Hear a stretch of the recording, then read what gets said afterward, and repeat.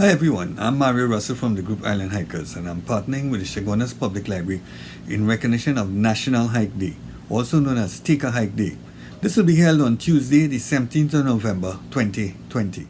I have been hiking the trails of TNT for over 25 years, and there's always somewhere new to discover. I have learned, beautiful as the forest can be, one must never take things for granted, and one must always be on the alert for the unexpected moments.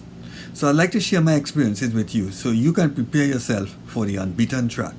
Hiking in Trinidad and Tobago attracts more participants than any other activity. Almost everyone can partake in a hike. People hike for various reasons.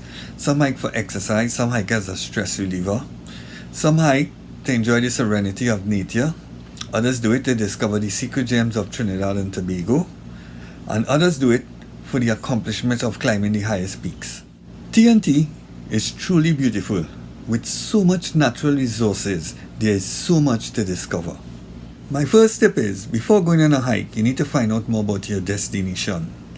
Hikes vary. So first of all, you need to ask questions like, how long is the hike? Is it a popular trail? What type of terrain? Are you climbing steep mountains? Are you crossing rivers? Do you have to swim? Are you going through a gorge? All these questions will help you in preparing yourself for the unexpected moments. Over the years, I have seen so many incidents where persons have experienced difficulties because they did not take the time to find out about the destination and properly prepare themselves. It's best to start easy and work your way up. What may be easy for others may be difficult for you. You got to know your capabilities. Hikes are usually rated from 1 to 10. 1 and 2 is easy, 3 is fair, 4 is moderate, 5 is moderately challenging, 6 is challenging, 7 is very challenging, and 8 is strenuous. Tip number 2 is physical preparation. Even the shortest of hikes have some inclines to walk. So the best way to prepare yourself is a few weeks in advance, do some uphill walking around your neighborhood. If you are accustomed to hiking, you will already be familiar with many of these tips. However, they play an important role in ensuring your safety. This brings us to tip number 3, which is dress code. You're walking the forest for many miles, so you will need a comfortable shoe. Best is a trail sneakers or hiking boots with good grips. Be cautious of that old sneakers that you take out the closet. Sometimes it may be dry rot. Please note, you want to protect your feet. Therefore, slippers and sandals are not recommended.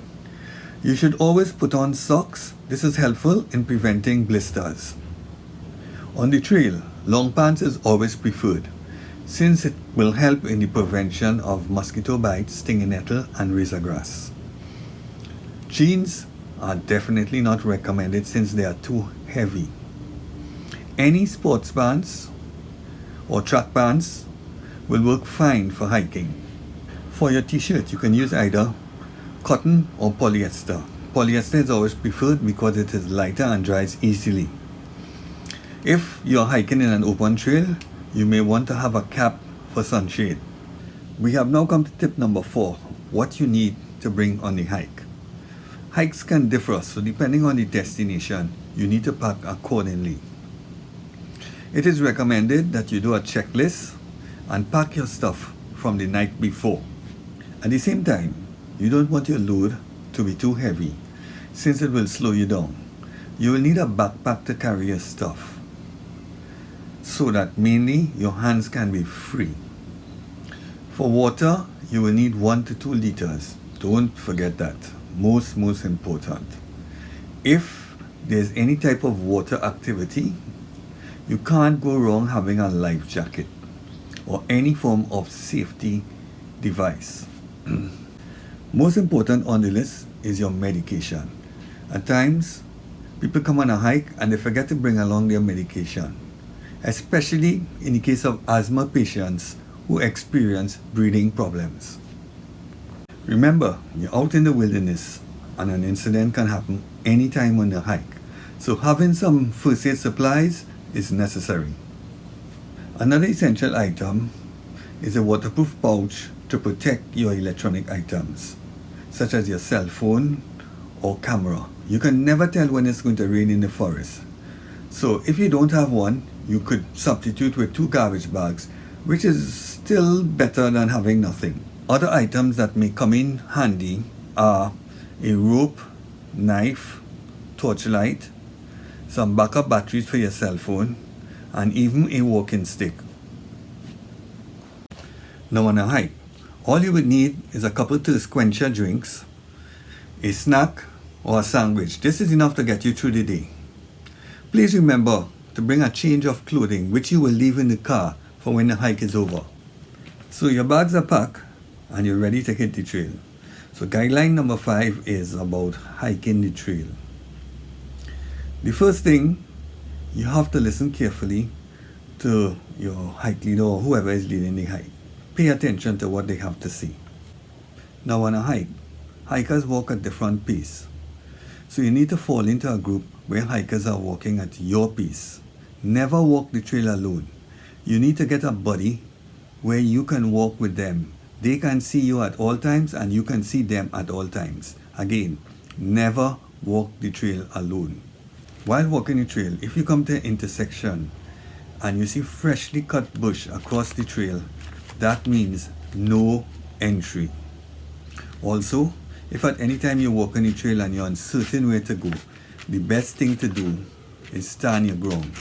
If you're lost, stand your ground. By that way, you'll be easier to be found. Just in case you need to use the bathroom, please inform someone and survey your surroundings properly. Don't go into the water unless safety equipment is put in place. Don't dive into the water, walking feet first in case there are rocks. Also note, while hiking, large earrings can hook on branches. Also, strong perfume can attract bees. There's a motto we use in the forest: whatever you bring in, you must take out. Therefore, no littering. No littering whatsoever. Finally, I'd like to say, these are just guidelines in making you a better hiker. Many times you will need to use your own personal judgment. Don't be afraid to ask someone for assistance. The important thing is for you to enjoy the hike and return to your loved ones safe. Remember, your lack of preparedness can cause distress not only for you, but for also others on the hike. Let's follow the Boy Scout motto of be prepared. Over and out.